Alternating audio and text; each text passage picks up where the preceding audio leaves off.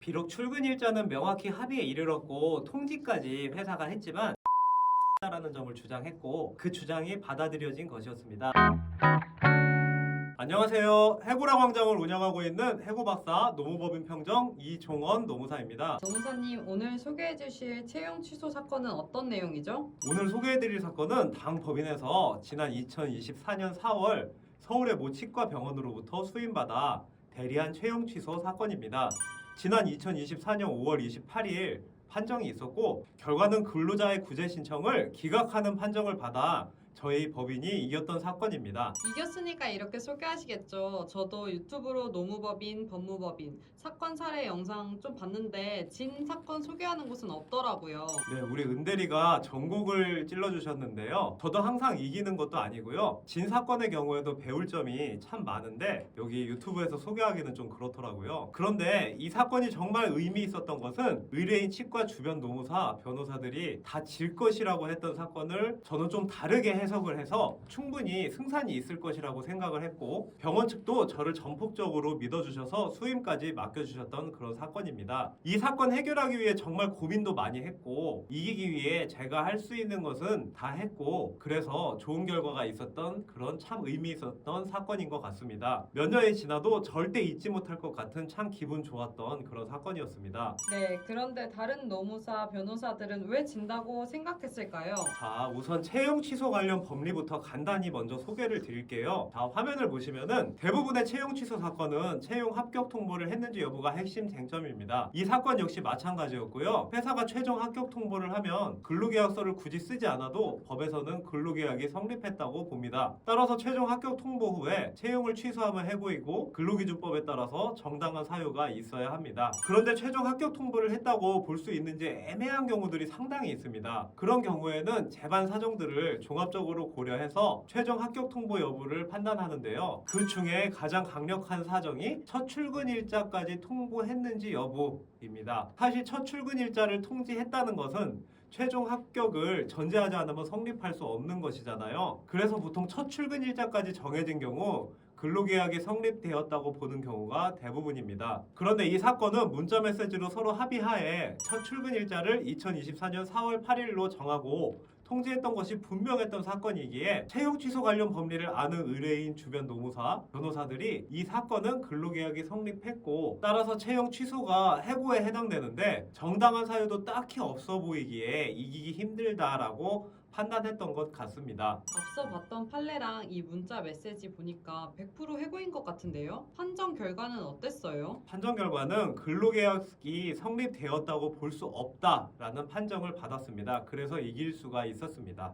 전 대표님 편 들어드리고 싶은데 사실 납득이 안 가요. 혹시 판정위원이 신문회의 할 때 졸거나 하진 않았어요? 두 눈 똑바로 뜨시고 날카로운 질문 계속 하시던데요. 그럼 가장 중요한 질문인데 어떻게 그런 결론을 이끌어내신 거예요? 비록 출근 일자는 명확히 합의에 이르렀고 통지까지 회사가 했지만 다른 중요한 근로 조건이 의사합치에 이르지 못했다라는 점을 주장했고 그 주장이 받아들여진 것이었습니다. 그럼 그 중요한 근로 조건이라는 것이 대체 어떤 것이냐? 대체 어떤 근로 조건이기에 첫 출근 일자까지 통보했는데 근로계약이 성립되지 않은 것으로 봤는지 지금부터 말씀을 드리겠습니다. 보통 일반 병원들은 일주일에 하루를 제외한 6일 동안 병원을 오픈하고 환자를 받습니다. 그런데 주 5일제가 정착된 지 이제 꽤 오래되었잖아요. 혹시 은대리님은 주 6일제 회사 들어가실 생각 있으세요? 돈을 더 준다 해도 주 6일째는 좀 힘들 것 같아요. 토일 쉬는 게 너무 익숙해져서요. 그래서 병원들도 병원에서 근무하는 근로자들에게 병원 오프일을 주휴일로 주고 주 5일제를 맞춰주기 위해서 근로자별로 병원이 문을 여는 요일 중 하나의 요일을 정해서 개인 오프일로 해줍니다. 이 사건 입사 지원자의 경우에는 입사 지원 과정에서 그 개인 오프일을 수요일로 하는데 병원과 합의를 했었습니다. 그런데 문제는 그 다음에 발생했습니다. 저 대화를 한 날짜가 4월 1일인데 4월 10일 수요일이 무슨 날이었죠? 국회의원 선거일로 공휴일이었습니다. 그걸 인식한 입사 지원자가 병원 측에 공휴일이 오프일이랑 겹치면은 해당 주에 추가 휴무를 부여해야 된다라고 요구를 했는데 병원 측은 그럴 수 없다고 맞서면서 분쟁이 발생을 했습니다. 근로자도 병원 측도 한치의 물러섬이 없었어요. 그런데 결국 병원 측에서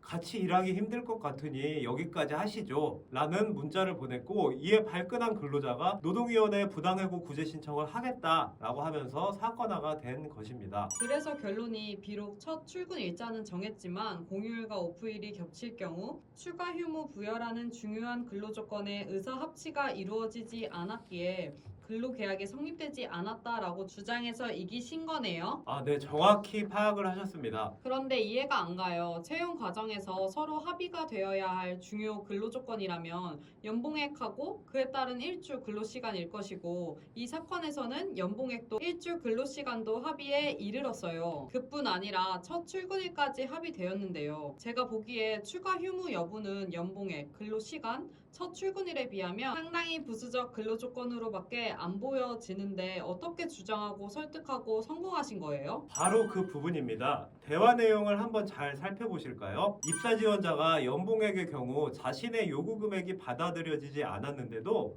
회사 측의 제안을 수용하면서 합의에 이르렀습니다. 그런데 추가 휴무 부여에 관해서는 한치의 물러섬이 없었습니다. 즉 추가 휴무 부여가 연봉액보다 이 사건의 입사 지원자에게는 더 중요한 근로 조건이었다라는 점을 입사 지원자가 스스로 입증을 하고 있는 것입니다. 그리고 해고 사건을 이제 한 100건 정도 넘게 하다 보니 깨달은 것이 있는데요. 형사 사건에서 그 어떤 물증보다 피의자의 자백을 더 결정적인 증거로 보잖아요. 자백해놓고 법정에서 자신의 자백을 뒤집으면서 무죄를 주장해봐야 받아들여질 가능성이 거의 없다고 저는 알고 있습니다. 해고 사건도 마찬가지인 것 같습니다. 사건의 상대방이 자신이 했던 말을 180도 뒤집으면서 자가당착적인 주장을 하고 있는 점을 정확히 짚어주면 그 어떤 증거보다 효과가 좋고 그 자체가 증거로서 효과도 있는 것 같습니다. 추가적으로 상대방은 상황에 따라서 본인의 주장을 180도 언제든지 뒤집는 신뢰할 수 없는 사람이다라는 인식도 심어줄 수 있는 효과가 있는 것 같습니다.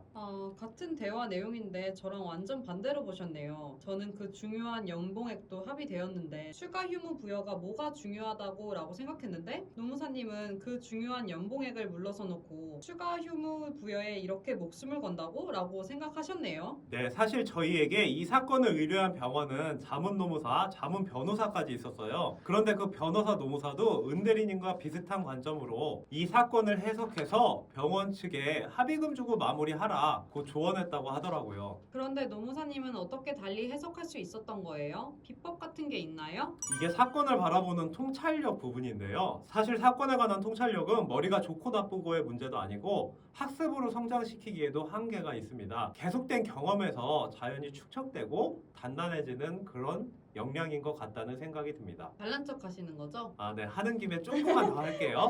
사실 이 사건에서 추가 휴무 부여가 상당히 중요 근로 조건이라고 주장하면서 그 근거로 이 사건 입사 지원자의 자가당착적 주장만 거론한 것은 아닙니다. 제가 작성한 서명 목차를 보시면은 이 사건 병원의 상황, 치과 업계의 상황, 이 병원의 다른 근로자들의 근로 실태, 근로기준법에서 휴일을 굉장히 중요한 근로 조건으로 보고 있다는 근거, 고용노동부도 마찬가지라는 점 등 추가 휴무 부여가 굉장히 중요한 근로 조건이라는 점을 설득시키기 위해서 정말 고민도 많이 했고 다각도로 주장을 했습니다. 그런데 이 사건이 지금 완전 종결되었기 때문에 이제는 말할 수 있는 점은 사실 추가 휴무 부여가 1년 통틀어서 발생해봐야 며칠 안 되고요. 대화 내용을 보면 이 사건 입사 지원자가 추가 휴무 부여란 조건에서 물러서지 않는 이유는 그 조건이 중요해서라기보다는 다른 이유가 있다고 볼 여지 또한 상당히 많은 것이 사실입니다. 그런데 상대방이 그런 중요한 주장을 하지 않더라고요. 그리고 제가 만약 상대방 대리인이었다면은 법 감정적인 부분도 많이 건드렸을 것 같은데 그런 주장을 하지도 않아서 제 입장에서는